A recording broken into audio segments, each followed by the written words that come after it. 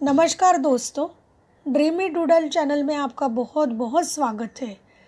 हमारे आज की जो कहानी है वो कहानी विक्रम और वेताल की कहानी है। यह बहुत समय पहले की बात है। यमुना के तट पर एक बहुत ही सुंदर गांव हुआ करता था जिसका नाम था धर्मस्थल। उस गांव में लोग मिलजुल कर रहते थे। वह कभी भी लड़ाई झगड़ा नहीं करते थे। उसी गांव में एक ऐसा परिवार भी रहता था जिनके घर की लड़की बहुत ही सुंदर थी। उस सुंदर ब्राह्मण लड़की का नाम सुकन्या था। सुकन्या बहुत ही सुंदर और समझदार लड़की थी। उसकी सुंदरता की चर्चा चारों ओर थी। अब धीरे धीरे वह लड़की बड़ी हो रही थी। जैसे जैसे वह बड़ी हो रही थी वह और भी खूबसूरत हो रही थी। अब तो उसके लिए खूब सारे लड़कों का रिश्ता आने लगा, लेकिन उसके पिता और भाई ने कहा कि सुकन्या के लिए सुयोग्य वर तो वह दोनों ही चुनेंगे। एक दिन सुकन्या के पिता और भाई किसी काम के सिलसिले से दूसरे गांव गए। अब घर में सुकन्या और उसकी माँ ही रहती थी। एक दिन हुआ यूँ कि सुकन्या पानी भरने के लिए कुएं पर गई थी। जैसे ही वह कुएं पर पानी भर रही थी कि तभी उसने देखा कि एक जंगली सूअर हमला करने के लिए उसकी ओर बढ़ा। सुकन्या सूअर का शिकार होने वाली थी कि अचानक उसने देखा कि एक युवक तेजी से उसकी ओर दौड़ता हुआ आया और सुकन्या को उस बड़े हमले से बचा लिया। सुकन्या ने देखा कि वह युवक देखने में बहुत ही सुंदर था। जितना वह सुंदर था उतना ही वह बलशाली भी था। युवक ने सुकन्या से पूछा, तुम्हें चोट तो नहीं लगी? तुम ठीक तो हो ना? सुकन्या बोली, हाँ, मैं एकदम ठीक हूँ, मुझे कुछ नहीं हुआ।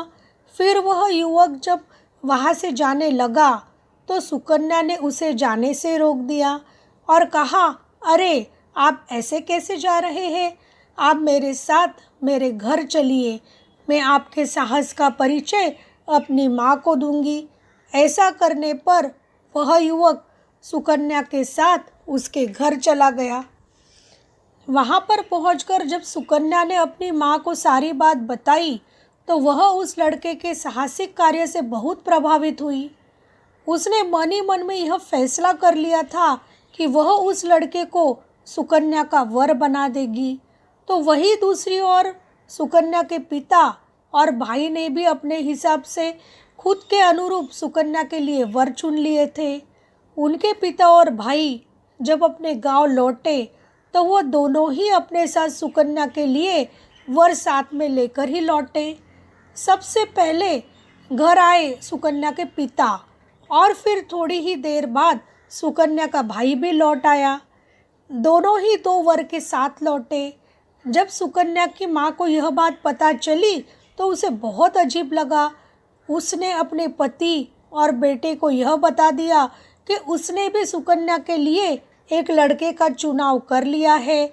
फिर उसने सुकन्या के साथ हुई सारी घटना उन दोनों को बता दी। अब वह तीनों ही इस सोच में पड़ गए कि आखिर किसको सुकन्या का वर चुना जाए। थोड़ी देर सोच विचार करने के बाद सुकन्या के पिता ने कहा कि यह फैसला वह अब अगर सुकन्या पर ही छोड़ दे तो ही अच्छा रहेगा। सुकन्या के पिता ने सुकन्या को आवाज़ लगाई और वह आई नहीं। जब रसोई में जाकर देखा तो पता चला कि वह तो ज़मीन पर गिरी पड़ी थी। सुकन्या की माँ और सुकन्या का भाई भी दौड़ा चला गया वहाँ पर। उन्होंने सुकन्या को हाथ लगाकर देखा तो पता चला कि वह तो मर गई थी। तीनों लड़के भी वहाँ मौजूद थे। उनको सुकन्या की मृत्यु की खबर सुनकर बहुत दुख हुआ, पर उन्होंने यह ठान लिया था कि अब वह तीनों ही कभी भी शादी नहीं करेंगे। सबसे पहले वाला लड़का जिसको सुकन्या लेकर आई थी वह सुकन्या के दाह संस्कार के बाद उसकी हड्डियों को लेकर जंगल में रहने लगा था, और जो युवक उसके पिता ने उसके लिए चुना था वह युवक एक साधु बन गया था और हर जगह भटकता हुआ उपदेश देता था। तीसरे युवक ने सुकन्या की राख को समेटा और शमशान में ही झोपड़ी बनाकर रहने लगा। एक दिन वह युवक जो साधु बन चुका था, वह उपदेश देने के लिए किसी दूसरे राज्य में गया हुआ था। दूसरे राज्य में उसने कई जगह पर उपदेश दिए। फिर एक रात खूब तेज की बारिश हुई। वह साधु बना युवक बीच राह में चलता हुआ बारिश में फंस गया था। तभी उसे एक घर दिखा और उसने वहाँ शरण ले ली। घर में पहुंचकर पता चला कि वह घर एक बड़े तांत्रिक का था। तांत्रिक और उसकी पत्नी एक साधु को लेकर अपने घर में देख के बहुत खुश हुए। उन दोनों ने साधु की खूब खातिरदारी की। दोनों ने साधु को थोड़े दिनों के लिए उनके घर पर रुकने की विनती की। साधु ने विनती स्वीकार कर ली। एक दिन कुछ बड़ा हुआ। एक दिन तांत्रिक की पत्नी हर दिन की तरह भोजन पका रही थी कि तभी उसका बच्चा खेलते हुए उसके पास आया और उसे तंग करने लगा। उसे बच्चे पर बहुत गुस्सा आया और उसने उसी समय बच्चे की गला घोंटकर हत्या कर दी। जब साधु ने यह देखा तो उसे बड़ा ही क्रोध आया। उसने तांत्रिक की पत्नी को जैसे ही श्राप देने के लिए हाथ में पानी लिया, उतने में ही तांत्रिक वहां पर पहुंच गया। उसने साधु से कहा, हे साधु महाराज, मेरी पत्नी ने बच्चे का गला जरूर घोंटा है, पर वह मरा नहीं है बल्कि बेहोश हो गया है। मैं आपको यह बात साबित कर सकता हूँ। फिर तांत्रिक एक किताब लाया और एक मंत्र पढ़ा। बस फिर क्या था, मंत्र पढ़ते ही वह बच्चा फिर से जीवित हो उठा। अब साधु को इस किताब और मंत्र के बारे में पता चला तो उसके मन में यह विचार आया कि ऐसे तो मैं सुकन्या को भी दोबारा जिंदा किया जा सकता है। उसने तांत्रिक से वह मंत्र वाली किताब कुछ दिनों तक अपने पास रखने की इजाज़त मांगी। तांत्रिक ने खुशी खुशी साधु को वह किताब दे दी। किताब लेकर वह साधु अपने 2 अन्य मित्रों के पास पहुंचा और जिसके साथ सुकन्या की शादी होने वाली थी। जिस युवक के पास सुकन्या की राख थी, उससे साधु ने राख मंगवाई और जिस युवक के पास सुकन्या की हड्डियां थी, उससे हड्डियां मंगवाई।